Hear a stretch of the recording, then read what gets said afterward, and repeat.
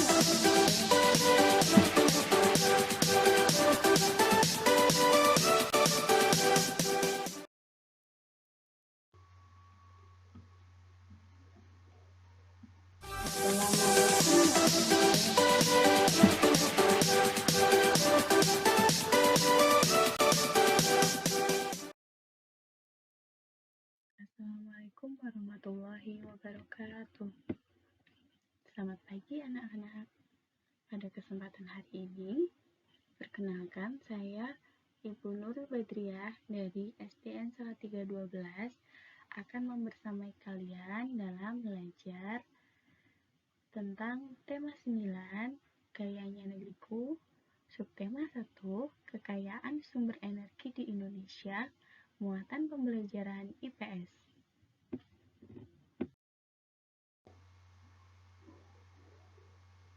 Yang akan kita pelajari adalah mengenai manusia dan lingkungan.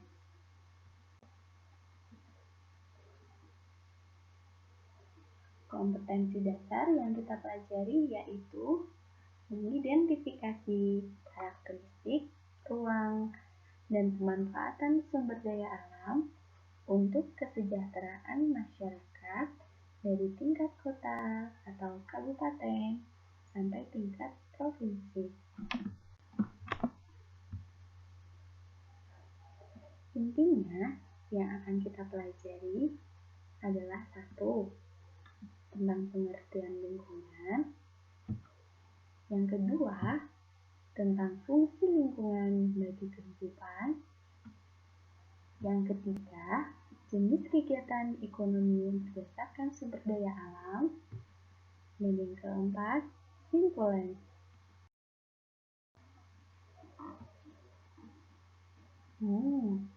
Apa itu lingkungan? Coba siapa yang tahu apa itu lingkungan? Supaya kalian lebih paham, coba kalian amati gambar berikut.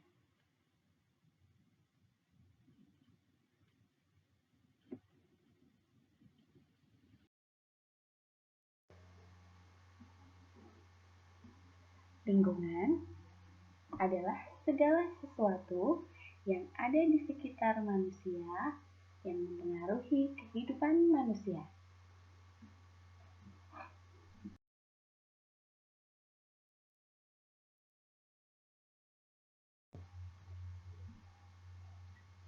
Lingkungan sendiri dibagi menjadi 2. Yang pertama, lingkungan alam. Yang kedua, lingkungan sosial. Coba kalian perhatikan gambar berikut. Ada gambar apa ya? Iya, benar. Ada gambar laut, gambar pohon kelapa, gambar apa lagi? Matahari, awan, ikan, dan burung. Ya, betul sekali. Nah, gambar berikut itu tadi termasuk ke dalam contoh lingkungan alam. Jadi apa itu lingkungan alam? Ya, lingkungan alam adalah lingkungan yang tersedia di alam yang terbentuk tanpa campur tangan manusia.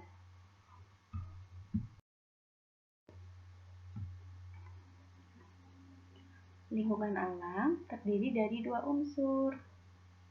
Yang pertama, unsur biotik. Yang kedua, unsur abiotik. Ayo, siapa yang tahu apa perbedaan unsur biotik dan unsur abiotik?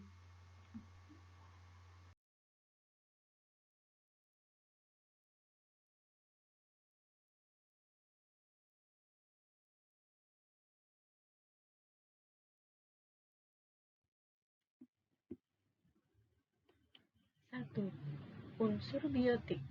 Unsur biotik adalah unsur hidup.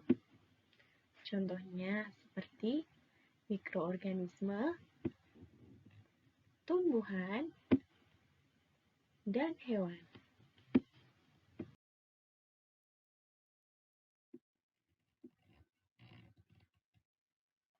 kedua, unsur abiotik, yaitu unsur tidak hidup. Contohnya, ada tanah, sinar matahari, air, dan masih banyak yang lainnya.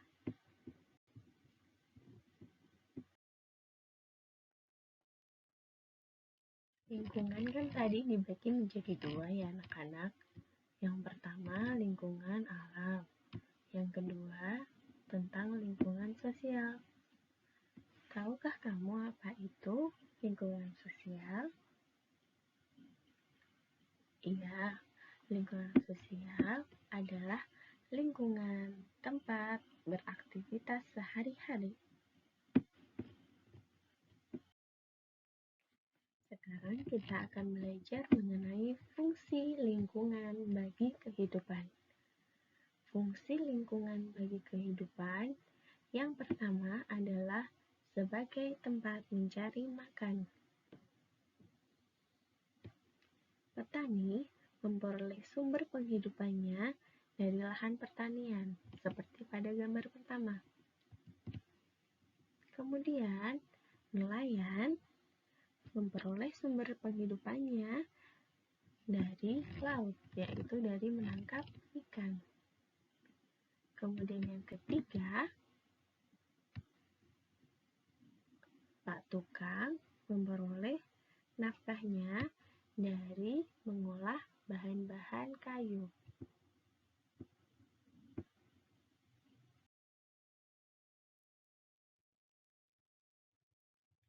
Fungsi lingkungan yang kedua yaitu sebagai tempat bekerja.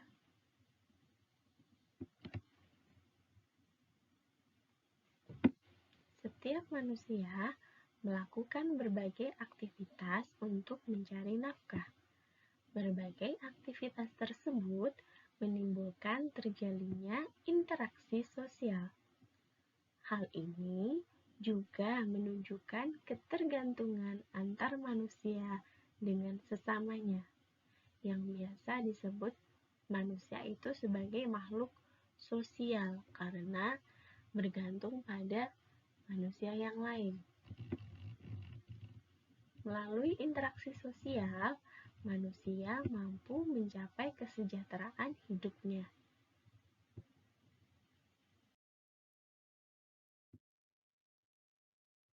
Fungsi yang ketiga yaitu lingkungan sebagai tempat tinggal. Kalian tentu bisa membayangkan jika suasana lingkungan rumah kotor dan penuh dengan sampah yang bau. Tambahan lagi, bising, penuh asap pabrik maupun kendaraan, air yang keruh, dan listrik yang padam. Tentu sangat tidak nyaman tinggal di kawasan yang seperti itu, bukan?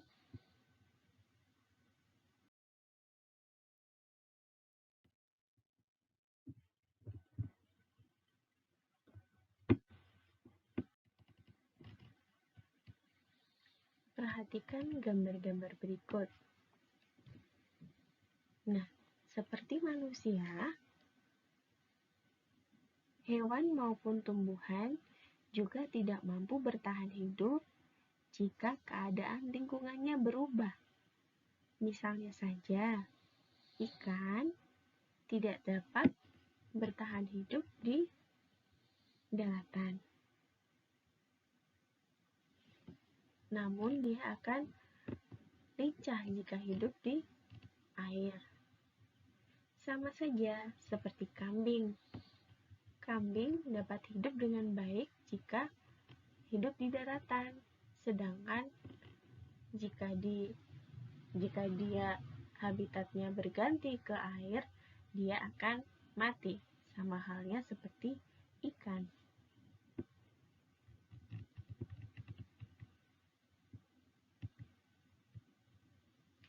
Setiap makhluk hidup memerlukan lingkungan tertentu sebagai tempat tinggal.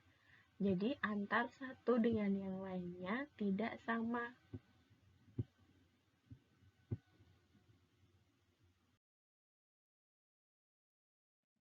Sekarang Ayo coba kita sekarang, mari kita coba amati gambar berikut.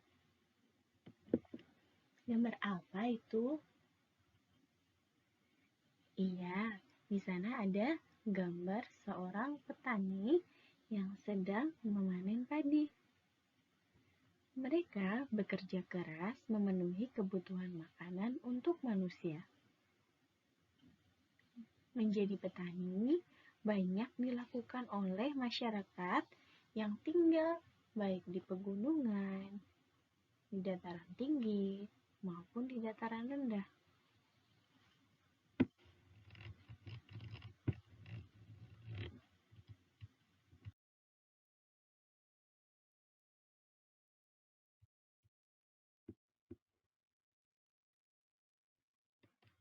Coba sekarang perhatikan gambar kedua.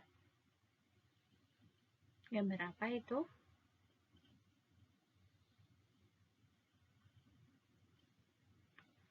Iya, di sana ada gambar kegiatan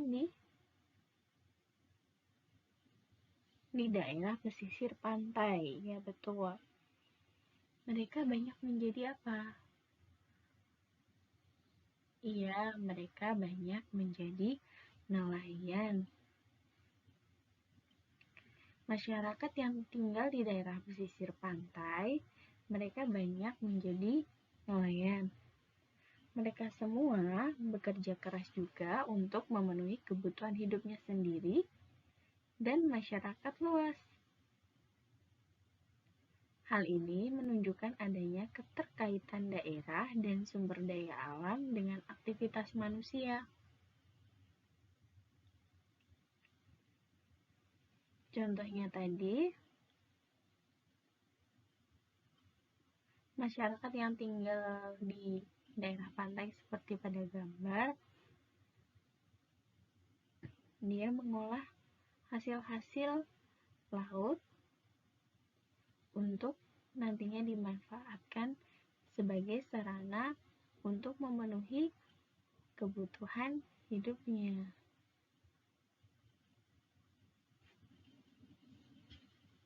Berbeda dengan tadi yang tinggal di daerah dataran tinggi, dataran rendah.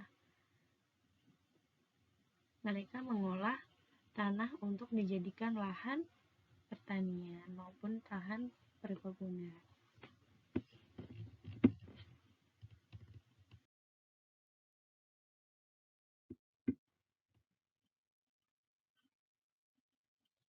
Materi selanjutnya yaitu mengenai jenis kegiatan ekonomi berdasarkan sumber daya alamnya. Tadi sudah kita bahas sedikit ya. Sekarang agar lebih paham lagi, kita bahas lebih detail.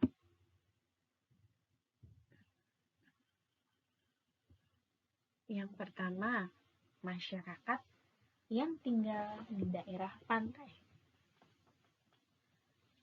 Sebelumnya, silakan amati gambar yang ada di sebelah kiri. Itu adalah gambar di Pantai Kukup, Yogyakarta.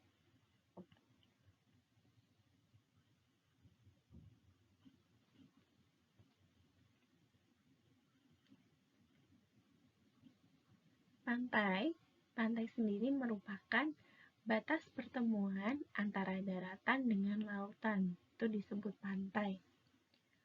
Pantai menyuguhkan pemandangan yang sangat indah. Pantai menjadi sumber daya alam yang berharga bagi Indonesia. Indonesia sendiri memiliki banyak sekali pantai yang indah, yang terbentang mulai dari Sabang sampai Merauke. Sekarang, yuk kita bahas usaha-usaha perekonomian masyarakat di pantai. Ya, yang pertama, jelas tentang pertokoan. Karena banyak masyarakat yang pergi berwisata di daerah pantai, jadi otomatis hal ini dimanfaatkan masyarakat untuk membuka pertokoan seperti menjual air mineral, menjual makanan ringan, dan lain sebagainya. Yang kedua, sebagai sarana penginapan, usaha penginapan.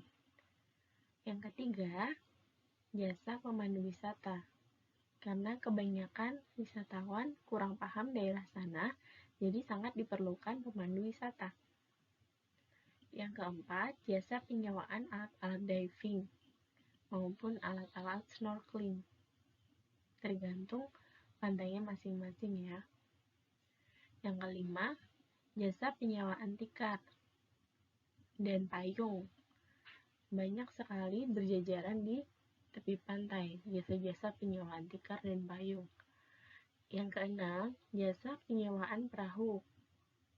Ketujuh, biasanya ada jasa pijat. Yang kedelapan, usaha pemandian. Biasanya masyarakat yang pergi berlibur ke pantai setelah menyeburkan diri di pantai, biasanya mereka akan membasuh diri di pemandian. Hal ini bisa dimanfaatkan masyarakat sebagai usaha ekonomi.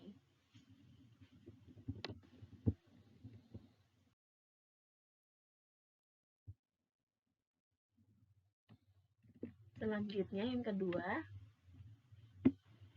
masyarakat di daerah laut. Coba perhatikan dulu gambar di sebelah kiri.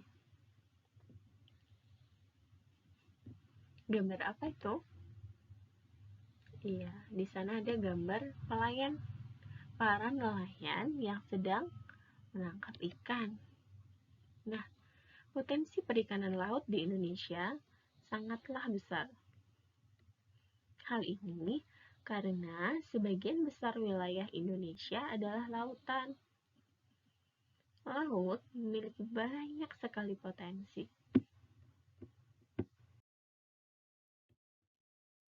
Usaha-usaha ekonomi sendiri yang ada di laut, ada beberapa contohnya. Yang pertama, usaha pemanfaatan hasil laut seperti ikan, kerang, rumput laut, mutiara, kepiting. Kemudian yang kedua, yaitu dengan usaha wisata bahari seperti diving dan snorkeling. Yang ketiga, pengeboran sumber energi minyak bumi.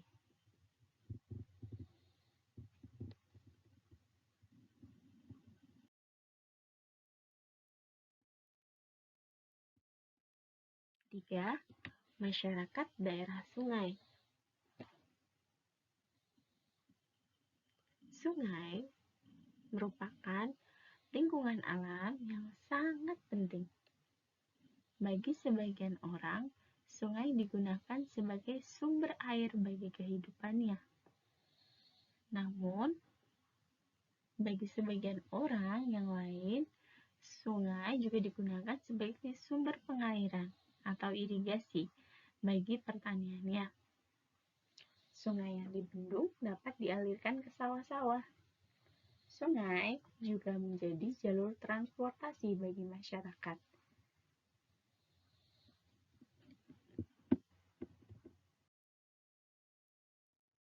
Usaha-usaha ekonomi masyarakat di tepi sungai, contohnya saja satu, jual beli di pasar terapung, seperti yang ada di Banjarmasin. Yang kedua, sebagai objek wisata. Yang ketiga, penyeberangan menggunakan kapal, seperti menggunakan kapal feri. Yang keempat, yaitu untuk tadi mengirigasi sawah.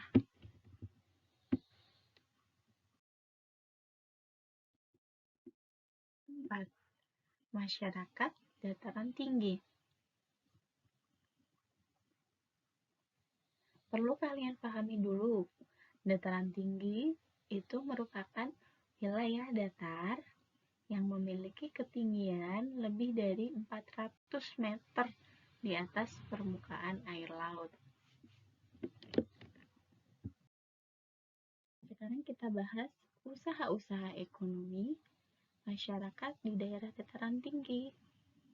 Yang pertama yaitu pertanian sayur dan buah.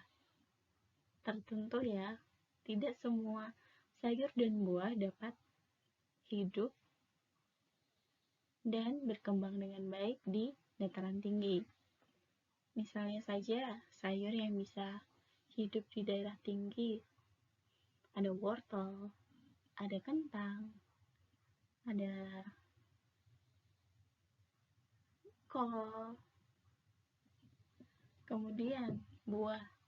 Buah juga hanya tertentu yang dapat hidup di dataran tinggi, seperti misalnya buah stroberi, lalu buah carica yang ada di Wonosobo itu ya. Kemudian yang kedua, sebagai objek wisata. Sudah banyak sekali sekarang dataran tinggi dengan pemandangannya yang indah digunakan sebagai objek wisata untuk berfoto. Kemudian yang ketiga, persewaan alat-alat pendakian.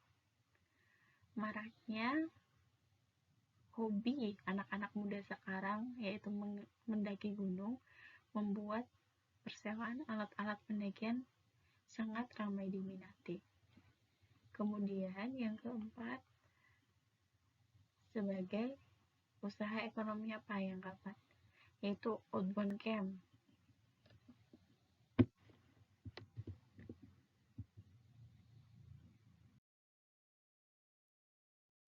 Kemudian kita bahas lagi yang kelima, yaitu kegiatan ekonomi masyarakat di dataran rendah.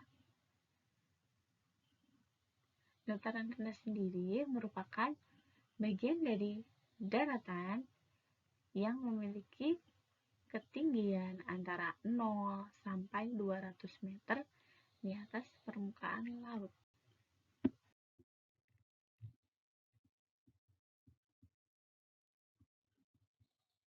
Usaha-usaha ekonominya yang pertama bisa digunakan untuk pertanian.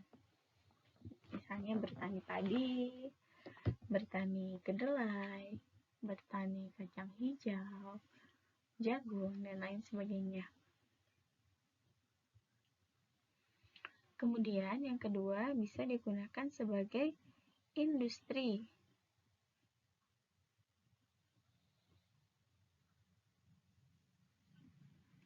Yang ketiga digunakan sebagai peternakan. Dan yang terakhir digunakan sebagai perumahan.